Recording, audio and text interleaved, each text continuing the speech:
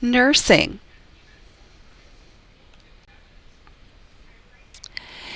There's a variety of people involved in the nursing staff. First of all, we look at the CNA or the CMA. These people can complete simple tasks such as bathing, grooming, ambulation, toileting, client transport, hygiene, positioning, range of motion exercises, skin care, urine or stool specimen collection. Specialized training can increase the complexity of the tasks such as catheter removal, peripheral IV removal, blood glucose monitoring, and passing of oral medications, etc. The difference in a CNA, CMA to a nursing student is that nursing students can complete nursing tasks after demonstration and check off of a skill with the supervision of the nursing instructor and or qualified nursing staff during a school function, in other words, clinicals. The difference in a nursing student and a licensed practical nurse, the nursing student first level PN nursing student can complete anything that a licensed practical nurse can do as long as they have met the requirements of demonstrating and checking off on those skills and have the supervision. The licensed practical nurse is able to administer medications orally, rectally, vaginally, into the eye, into the ear, the nose, topical medications, intramuscular medications, subcutaneous or intradermal injections, administration of medications through a gastrointestinal tube. They can change dressings, irrigate wounds, monitor mainline intravenous fluids and sites. They can suction clients.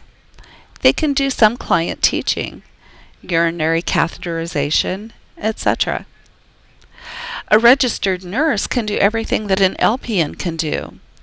In addition to administering intravenous medications and fluids and blood products, they can also initiate intravenous lines and supervise client care that is provided by the LPN, CNA, and or CMA.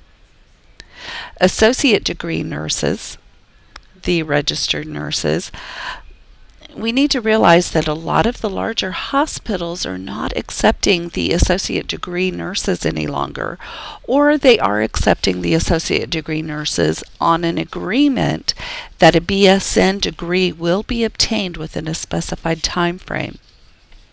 A registered nurse can also have a bachelor's degree, a master's degree, a doctorate degree, and then we have specialized nurses, the CRNAs, the nurse practitioner, and the nurse midwife.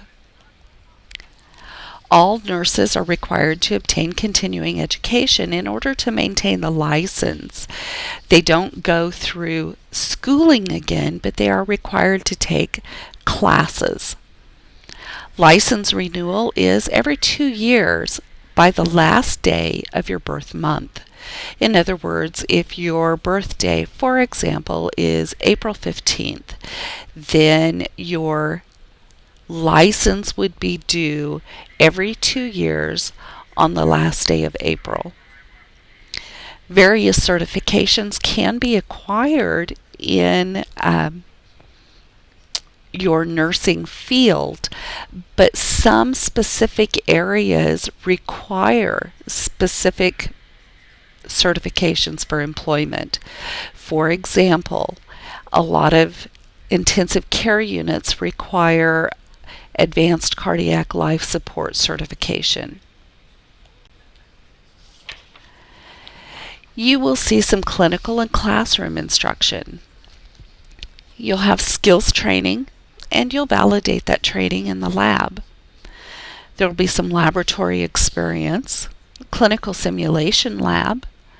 There's computer-aided instruction, classroom activities, and clinical assignments. You may have pre- and post-clinical conferences, observational experiences, and independent study. Academic courses that are correlated with the lab and or clinical experience are going to prepare you to sit for the National Council Licensure Examination for Practical Nurse, or NCLEX PN. In the first semester of nursing school, you're going to learn all there is to know, well, not all, but a lot of what there is to know about basic nursing. The second semester we'll be going a little bit more in depth, and we'll be looking at specialized clinical areas.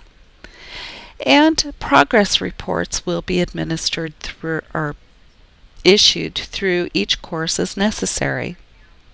Understand that nursing school gets progressively more difficult. Do not let yourself get behind, or you might not ever catch up. In nursing, there is a statement called standard of care. And throughout your entire nursing career, including as a nursing student, you will be required to follow the standards of care of the area in which you're participating and within your scope of practice. A standard of care is basically a written statement that describes what can be done, and it helps direct patient care. They are used to help evaluate performance. A minimal level of care accepted to ensure high quality of care to clients is what standards of care are. They're also the legal guidelines for nursing practice. In every state, you will find nursing guidelines in the Nurse Practice Act, and each state Nurse Practice Act is a little bit different than another state. Federal and state laws that regulate hospitals and healthcare institutions are nursing guidelines. We also find nursing guidelines in professional and specialty nursing organizations. And there are written policies and procedures that are required by the Joint Commission, which is one of the accrediting agencies for a healthcare facility. The nursing process is something that you are going to learn inside and out. There are 5 steps to the nursing process. We have assessment, diagnosis, planning, implementation, and evaluation. And these steps are going to become second nature to you as you gain experience. We also plan care. So the plan of care is going to outline the care that is individualized to a client, and it's the care that this client will be receiving. We also refer to it as the care plan. And care plans are developed using the nursing process. You will utilize care plans in the nursing process throughout your entire nursing career. Healthcare techniques and medications are constantly changing, and you are never going to know everything that there is to know about nursing. Practice is not going to make you a perfect nurse, but it will make you a competent nurse. Never stop seeking new knowledge, and always stay up to date on nursing practices.